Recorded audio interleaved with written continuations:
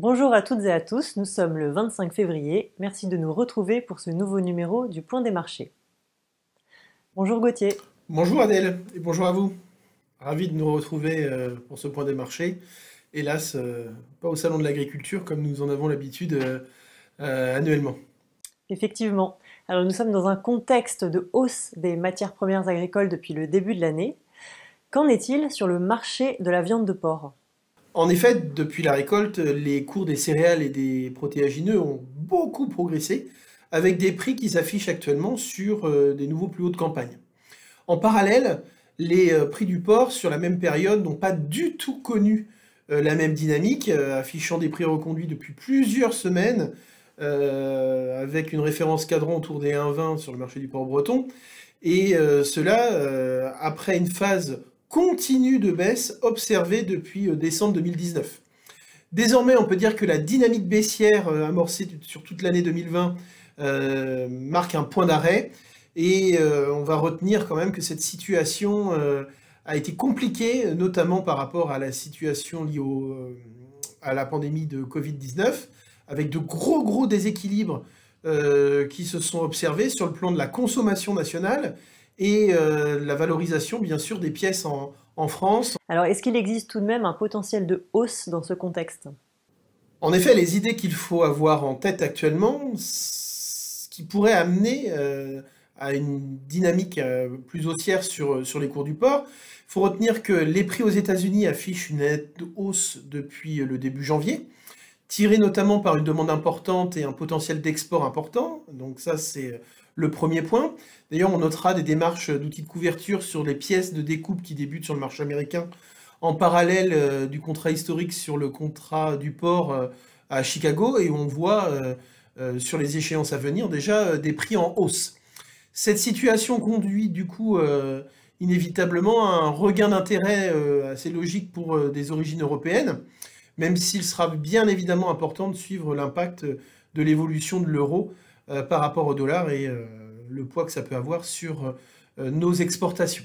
Après, on doit retenir aussi que la demande mondiale est toujours animée par la Chine, qui sort du nouvel an lunaire récemment, même, et la demande internationale est très soutenue, avec un fort appétit chinois pour tous les produits. Alors on pense bien sûr aux céréales, mais aussi en viande. Donc ça, c'est un élément à intégrer. Et puis en Asie, il n'y a pas que la Chine, dans le sens où il y a une demande d'autres pays qui s'opère et qui est présente actuellement. C'est notamment le cas de la Philippine, des Philippines qui devraient désormais avoir recours à un peu plus d'importation pour couvrir ses besoins, suite notamment à cet épisode nouveau de peste porcine qui frappe le pays. Donc, comme on sait en plus qu'il y a d'autres interrogations émises au sujet de la situation en Chine avec la recrudescence de cas ces dernières semaines, la situation export reste un facteur déterminant en effet. Puis on va retenir aussi, et ça c'est plus habituel en cette saison, que la saisonnalité haussière à l'approche du printemps est aussi un facteur réel positif pour le contexte de marché national. Alors Gauthier, est-ce que les facteurs qui influencent à la hausse le marché des grains ne pourraient-ils pas aussi influencer le marché de la viande? Ah. En effet, les marchés, on aimerait tous les voir se lier les uns avec les autres, etc.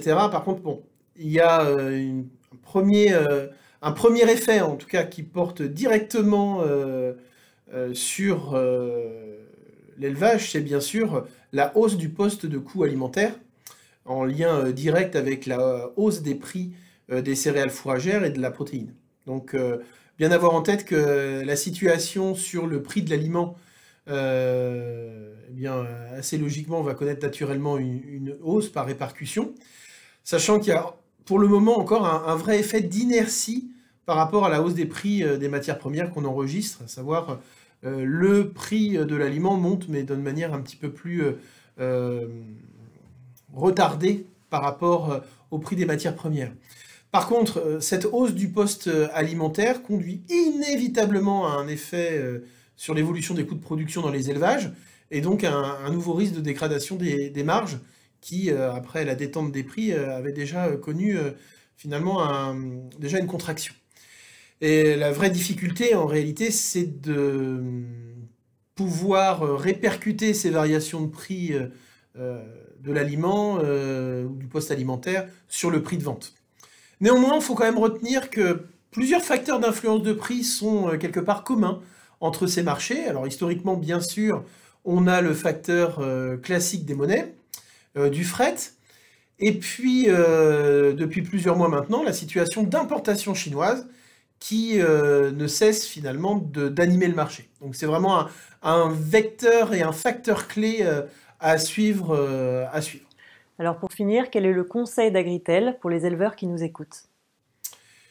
Eh bien aujourd'hui sur le secteur du porc, inévitablement, c'est de suivre l'évolution des prix du poste alimentaire et notamment de s'interroger sur les couvertures, pourquoi pas alimentaires, sur des tourteaux par exemple, voire même sur des céréales en fonction des stratégies envisageables. Et puis surtout d'être très très attentif à l'amélioration finalement du potentiel d'exportation européen vis-à-vis de la Chine et la reprise tant espérée de la consommation sur le marché national. Merci Gauthier, merci à toutes et à tous. Rendez-vous dans 15 jours pour un prochain point des marchés.